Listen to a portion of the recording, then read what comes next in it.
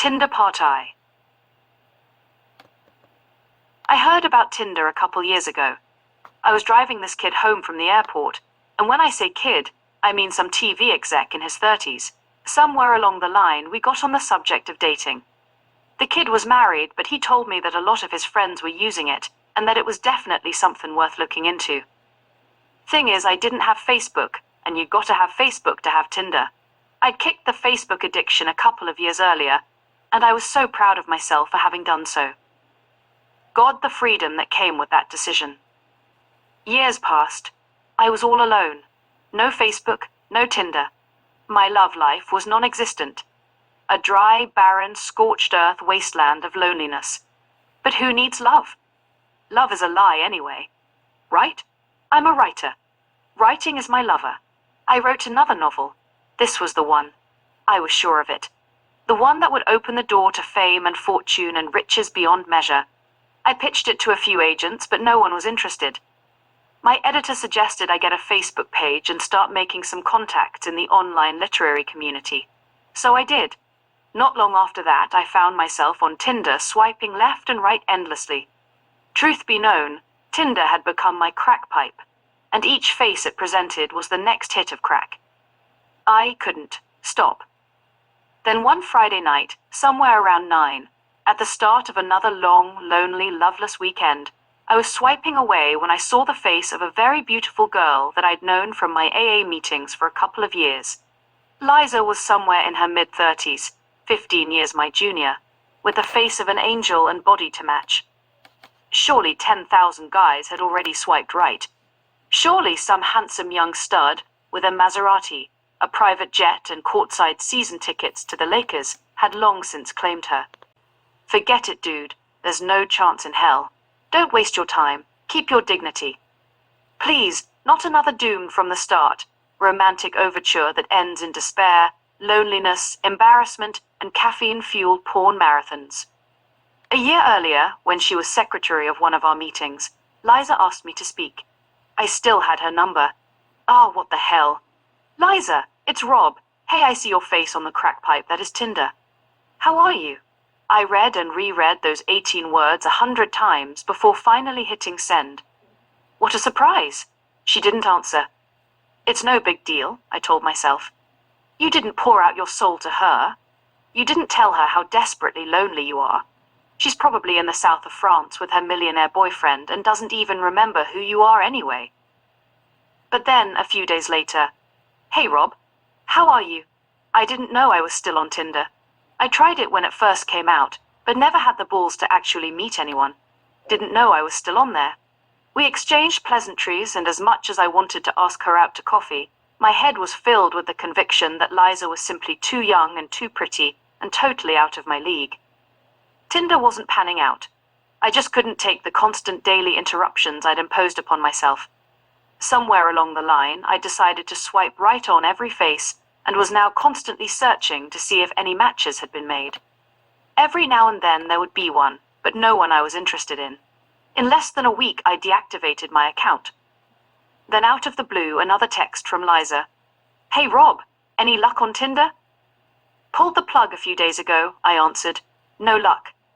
It seemed like every few days she'd check in on me, and I'd answer back, and then a few more days would pass, and she'd text me again. But everything was so light. How are you? How was your day? How's work? The texting continued over the next few weeks. I'd send her one, and she might answer it right away, or not for a few days, which meant to me that I had absolutely no chance with her. Still, just texting with a woman as young and as beautiful as Liza was payment enough. As embarrassed as I was to admit it, these intermittent texts constituted a relationship in my pathetically empty world. I'd agonize over what to text next and how long I should wait before doing so. Once, in the supermarket, I found myself pretending that Liza was right beside me as I shopped. A few days would pass without any contact, but then she'd serve the ball over the net again, and a brief volley would ensue before she'd disappear all over again. I found myself going over every single text with a fine tooth comb, trying to interpret some special meaning in everything she said. And when I didn't hear from her for a few days, I'd scour the texts I'd sent her, trying to figure out what I might have said or done to scare her away. Were my texts too frequent? One at 6:15, one at 8:15, one at 11:30, all unanswered. Way to go, psycho. No wonder she's not answering. She probably crossed paths with Jacqueline. Jacqueline, who only goes to women's meetings and always talks about her psycho stalker, sex addict, me. That's gotta be it. Jacqueline met Liza at a women's meeting and my name came up. That's gotta be it. I search Liza's friend list. No sign of Jacqueline, thank God. Will you just calm down? Jesus! You're putting yourself through hell over nothing. Liza is not your girlfriend. She never will be. Just forget it already. It had been almost a week since I'd heard from Liza when a woman from one of my meetings, who I'll call Jane, asked me if I'd take her to the Dodgers. I'm not hitting on you, she told me. It's just that I'm interested in learning about baseball and I know you're a big fan. What an awkward moment. Yeah, sure, why not? We exchanged numbers. The next morning she texted me, "Hey, can we get some coffee this morning?" "I'm feeling a little weird about this," I answered. "I'm kinda seeing someone." "I totally understand," Jane says. "I appreciate your honesty." Wait a minute. Did I just tell a cute chick who's totally on the make for me that I'm seeing someone? Hello? Intermittent text conversations with people you never see in person does not constitute a relationship. I'm working a world premiere, parked in a sea of limos outside Man's Chinese on the Walk of Fame. It's been 10 days, 6 hours and 7 minutes since I've heard from Liza. The longest stretch of time since all this started. I'd sent her a few texts over that time, but they had all gone unanswered, and a week had passed since the very last one. So there I am, suffering some other driver's story about the night he drove Sylvester Stallone when my phone buzzes. A text from Liza. "I'm losing it," she tells me. "I could use a phone call." "Hey man." I tell the bore before me, "I gotta take this." "No problem," he mutters, a deep-rooted sense of failure and abandonment becoming visible on his face. I roll up the window and speedily dial. Liza picks up on the very first ring and proceeds to open her soul to me. She's alone, broke, miserable, trapped in a job she absolutely hates. Oh, and her ex has been stalking her for 3 years. We talk for hours. Liza reveals the festering wounds and hidden scars buried beneath her external beauty. Her dad's doing life for killing her mom in a drunken rage when she was just a little girl. She grew up in and out of foster care where emotional, verbal, physical, sexual abuse were constant companions. Liza had wandered in and out of psyche wards all through her 20s, drinking and drugging every step of the way. When she totaled a car in a booze-fueled stupor, a kind-hearted judge sent her to AA. I did my best to encourage her, to share episodes of my madness, all the while knowing that by doing so I might scare her away. But I didn't. By the end of our conversation, we were closer than ever, and it was clear to me that she was just as lonely and maybe even a little more broken than I was. We agreed to meet at the noon meeting the very next day. I was supposed to work, but screw that. This was so much more important. Liza in person. That alone was worth 2 weeks' pay. I texted her the next morning to confirm, not believing she'd actually show up. "See you there," she texted back. I got to the meeting hall first and waited anxiously. When I felt my phone buzzing in my pocket, my worst fears danced across my mind. "Let me guess you can't make it." "I'm pulling up now," her text said. "Can you come out and meet me?" I dashed out of the meeting hall and saw her just as she was getting out of her car. She smiled and waved to me. All the guys out front turned their heads to drink her in as I sped down the street to greet her. Liza has dark brown shoulder-length hair and hazel blue-green kaleidoscope eyes. She was wearing a tight black top and tight blue jeans with stylish Fifth Avenue cowboy boots, a large black purse draped over her shoulder. "I need a hug, please," she said as she came toward me. I took her in my arms and squeezed her like I'd never let her go. And as we walked back into the meeting hall, fully aware that all eyes were on us, I felt like the king of the world. Liza made small talk with some of her lady friends, and then returned to me. Guys were sneaking peeks at us throughout the entire meeting, especially when she lay her head on my shoulder. After the meeting, a few of my friends were waiting like a wolf pack out front. I guess they were trying to figure out if a guy as old as me could actually be with such a beautiful young babe.